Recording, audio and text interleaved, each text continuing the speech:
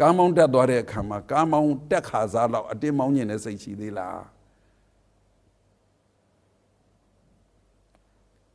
ဂိမ်းကစားလို့ပြီးသွားကျွမ်းကျင်သွားဂိမ်း over တွေကြော်ပြီးတော့ဝင်းဖြစ်သွားတဲ့အချိန်ဆိုရင်ဂိမ်းကိုမကစားတတ်ခင်ကတော့ဟိုလူစီလိုက်တောင်းတင်ဒီလူစီလိုက်တောင်းတင်အဲ့လိုရာဂတွေရှိသေးလားအတတ်ပညာတစ်ခုဟာဒီအတတ်ပညာတစ်ခုကိုမတက်ခင်တော့ तू ကမမောမှုရှိတယ်တက်သွားပြီးဒီဘောတော့မမောမှုမရှိတော့အဲ့ဒါလေးစဉ်းစားပါကိုဘာတက်ချင်တာလဲဘာလုတ်တက်ချင်တာလဲလုတ်တက်သွားရင်ရောဘယ်မှာအဆုံးရှိတယ်လဲဒါကိုပညာရက်အနေနဲ့ဝေဖန်ကြည့်ရတာစီစစ်ကြည့်ရတာဒါတွေကဖျားခေါ်ထားတာဒါတွေဟေးလို့အိုးအားလုံးကိုဘ ഹു တုဒ္ဒတွေထိုးထဲလို့လူတွေကအမျိုးမစွမ်းနိုင်ရင်နားမလည်ရင်တစ်မျိုးအဓိပ္ပာယ်ဖြစ်သွားမယ်ကိုနိုင်တဲ့လောက်လေးနဲ့ကိုစဉ်းစားကိုရောအရင်တုန်းကမရမနေအတင်းအာရမသွားခဲ့တယ်မို့လားကြိုက်မရောထိအကုန်လုံးလေဟုတ်လားဟုတ်ခါအဲ့တော့မတက်ခင်တုန်းကနဲ့တက်ပြီးသွားတဲ့အခါနဲ့အတတ်ပညာဆိုတာရတယ်အတတ်ပညာတစ်ခုကိုမရခင်တုန်းကနဲ့ရပြီးသွားတဲ့အခါနဲ့ကွာသွားတယ်ဒါကြောင့်သမထအားထုတ်လို့စိတ်ဆွမ်းအားတွေကောင်းလာပြီဆိုရင်စိတ်ဆွမ်းအားတွေကောင်းလာပြီဆိုရင်ဘာတွေရော့သွားတော့လူချင်းတက်မဲ့မှုတွေဘာဖြစ်လဲရော့သွားတယ်ဘယ်ပေါ်ရော့သွားတာလဲဒီဟာတက်သွားတဲ့အခါမှာဒီတက်မဲ့မှုဒီပညာတစ်ခုကိုတက်သွားတဲ့အခါမှာဒီပညာတစ်ခုနဲ့ပတ်သက်တဲ့တက်ကြွမှုကိုရရှိသွားတဲ့အခါမှာအရင်တုန်းကမတက်ခင်မကျွမ်းခင်မရခင်တုန်းကတော့မက်တဲ့စိတ်မရှိတော့ဒါပေမဲ့နောက်တစ်ခုတော့သူကဘာဖြစ်နေလဲတက်ချင်နေပြန်တယ်နောက်တစ်ခုကတော့မက်သေးတယ်အဲ့ဒါကိုသမထလို့ခေါ်တယ်အဲ့ဒါကိုစိတ်ဓာတ်စွမ်းအားအင်အားတွေတိုးတယ်လို့ခေါ်တယ်ဝိပဿနာကြတော့ပညာစွမ်းအားတိုးတာဝိပဿနာပညာစွမ်းအားဆိုတာကတက်เสียတစ်ခုနှစ်ခုသုံးလေးငါးခုအများကြီးရည်တွက်မရအောင်ရှိတော်လဲပဲဒီသိကျင်တာကြတော့အတတ်ပညာနဲ့အသိပညာနဲ့ကိုရှင်ကြည့်ရင်အတတ်ပညာကတက်ကြွတဲ့သူအတွက်အတတ်ပညာတွေအများကြီးဒီတစ်ခုတက်ယုံနဲ့နောက်တစ်ခုမတက်သေးဘူးဒီတစ်ခုတက်ယုံနဲ့နောက်တစ်ခုမတက်သေးဘူးဒီတစ်ခုတက်ယုံနဲ့နောက်တစ်ခုမတက်သေးဘူးအတတ်ပညာတက်เสียအတတ်ပညာတွေများတယ်အဲ့ဒီအတတ်ပညာတွေကိုတစ်ခုပဲကျွမ်းကျင်တယ်နှစ်ခုပဲကျွမ်းကျင်တယ်အပိုင်းခြားနဲ့ပဲကျွမ်းကျင်တယ်အကုန်လုံးကျွမ်းကျင်ဖို့တော့မလွယ်ဘူးအကုန်လုံးကျွမ်းကျင်သွားရင်လေအကုန်လုံးပေါ်မှာရာဂမရှိတော့တက်မဲ့မှုမရှိတော့အသိပညာကြတော့သိစရာတွေအများကြီးရှိတယ်အတတ်ပညာမှာတက်စရာတွေအများကြီးရှိသလိုအသိပညာမှာကြတော့လေသိစရာတွေအများကြီးရှိတယ်တက်တဲ့စိတ်စွမ်းအားရှိသလိုသိတဲ့ဉာဏ်ပညာစွမ်းအားလည်းရှိတယ်ဉာဏ်ပညာစွမ်းအားကသိတဲ့အခါမှာနှစ်ပိုင်းခွဲပြောရင်အသိပညာတရားဟာအတတ်ပညာနဲ့မလွတ်သေးရင် तू ကဟိုကလည်းသိတယ်ဟိုကလည်းသိတယ်လို့သိစရာတွေအများကြီးရှိလိမ့်မယ်တကယ်လို့များအတတ်ပညာလက်ကလွတ်ပြီးအသိပညာတက်ဆိုရင်ဒီအသိပညာသိစရာတွေအများကြီးကိုသိတတ်တဲ့အသိဉာဏ်သာရှိရင်အသိဉာဏ်ဆိုတာအကုန်သိဘာနဲ့ပြောမလဲကွယ်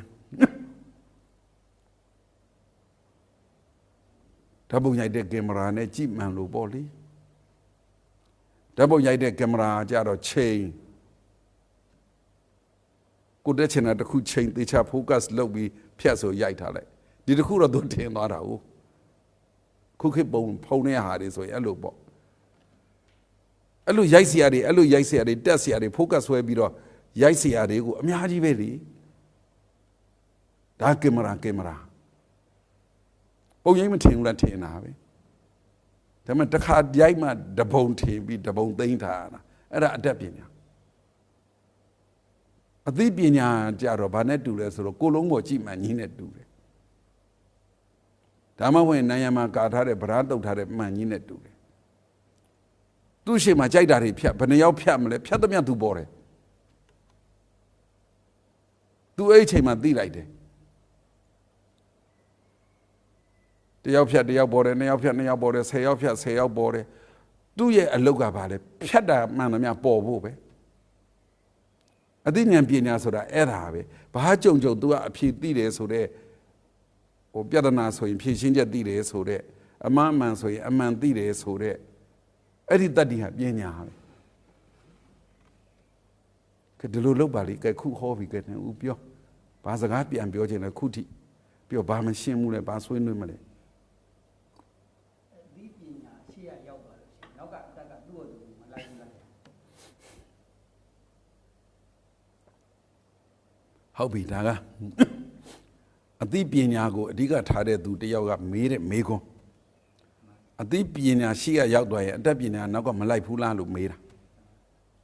ဟိုအတတ်ပညာကိုအားတန်တဲ့သူကလည်းအတတ်ပညာကိုတက်သွားရင် तू အတိတရားပေါ်မလာဘူးလားလို့မေးမှာပဲအဲ့ဒါကိုပညာရပိုင်းဆိုင်ရာနဲ့လေးလာတယ်ခေါ်တယ်ဟုတ်လားအသိပညာကတတ်အတတ်ပညာကတတ်မဟုတ်မှန်းတော့လက်ခံတဲ့လူတိုင်းကဘလို့ဆက်ဆက်တယ်စကားပြောတာခဲပြောဒီဘက်ကဘာပြောဦးမတူတော့ပြောချင်တာခုနဆရာတော်ပြောသွားတာထုံးမိတ်ပါတယ်အတူရတယ်ဟာကြီးတော့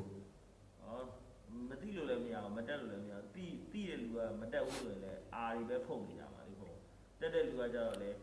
မသိဘူးဆိုတော့အသိပညာအရန်တက်ပြီးတော့အသိပညာမရှိရင်လည်းတော်တော်လေးလုံးနေကြပါအဲ့တော့အသိရောအတတ်ကတွဲနေဘူးလို့တာပေါ့နော်ဒါပေမဲ့ဟိုဘလို့အချိုးသားညှိလဲဆိုတာတော့တပည့်တော်ပဲ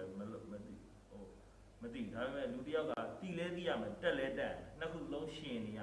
အတီးကြီးပဲတီးနေလို့လည်းမဖြစ်ဘူးတက်ကိုတက်အဲကြောင့် experience ဆိုတဲ့ဥစ္စာဖြစ်လာတာပေါ့အသက်ကြီးတဲ့လူတွေကသူတို့က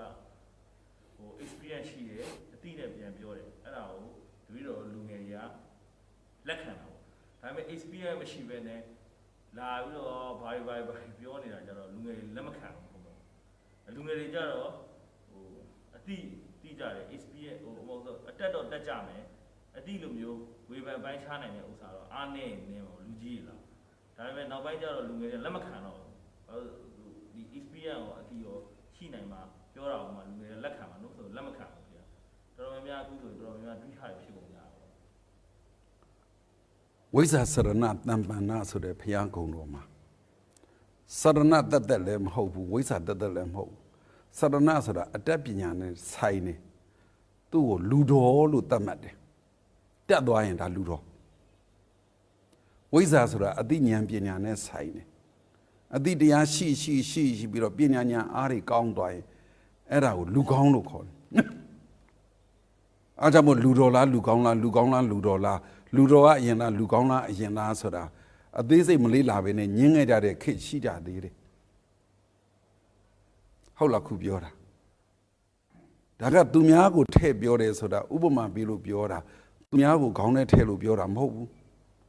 ကိုကရောလူတော်ဖြစ်ချင်တာလားလူကောင်းဖြစ်ချင်တာလားတော်လဲတော်ချင်တယ်ကောင်းလဲကောင်းချင်တယ်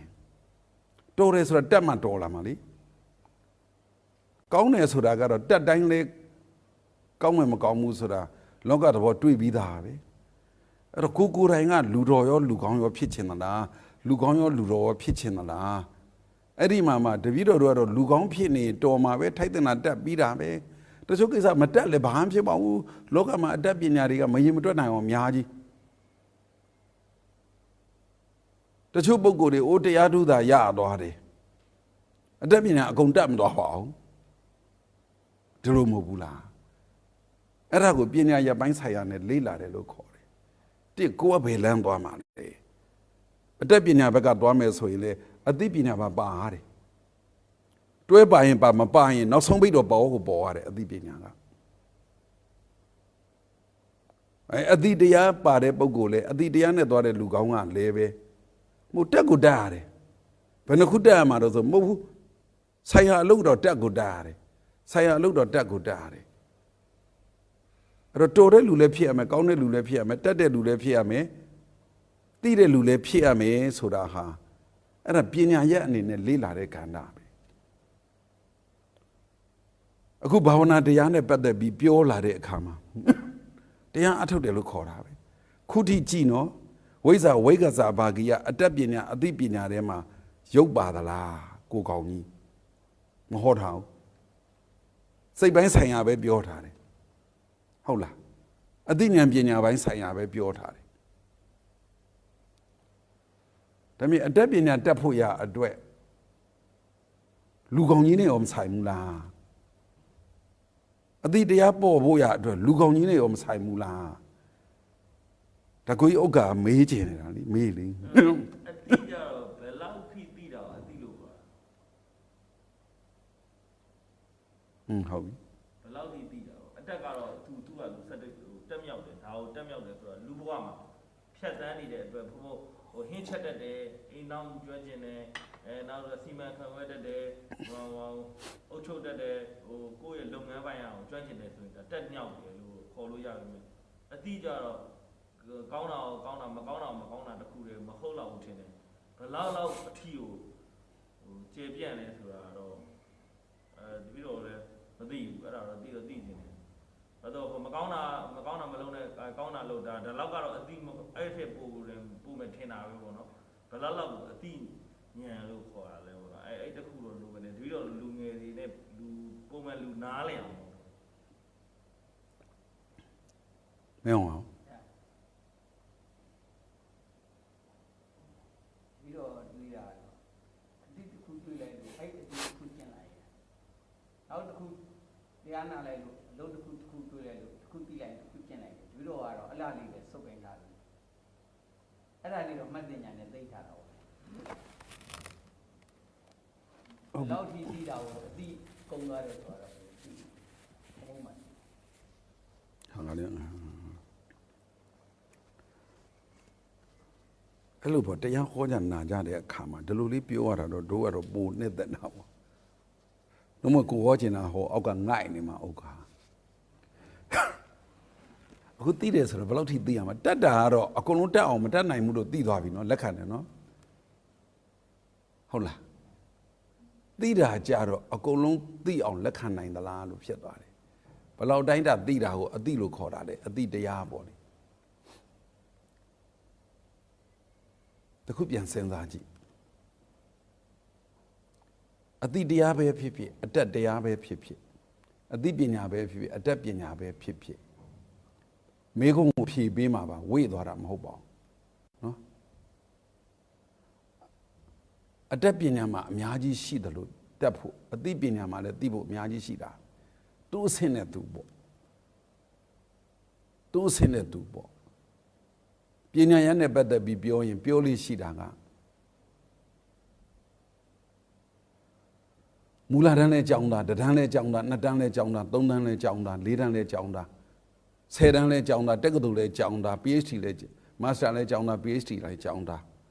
သူ့အဆင့်နဲ့သူပေါ့ပညာရနဲ့ပတ်သက်ပြီးပညာရကြောင်းသားမှသိပင်ရင်တက်တဲ့နာရှိတယ်လို့သိတဲ့နာရှိတယ်လေ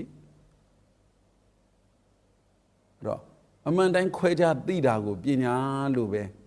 ခွဲခြားတာဒီပါမှကောင်းပါလေအမှန်တိုင်းခွဲခြားသိတာကိုပဲပညာလို့ပဲထားကြည့်ပါဦးတော့တက်ဆရာတွေအများကြီးသိဆရာတွေအများကြီးမှာတကယ်ပြန်ပြောမယ်တကယ်စကားလုံးလေးတစ်ခုပေါ်လာလို့ပါကျေးဇူးပါပဲအတတ်ပညာဆိုတာကလေသင်ထားပြီးမမေ့အောင်ဟုတ်လားအသိပညာဆိုတာကလည်းသိထားပြီးမမေ့အောင်မမေ့တာကိုတတိလို့ခေါ်တယ်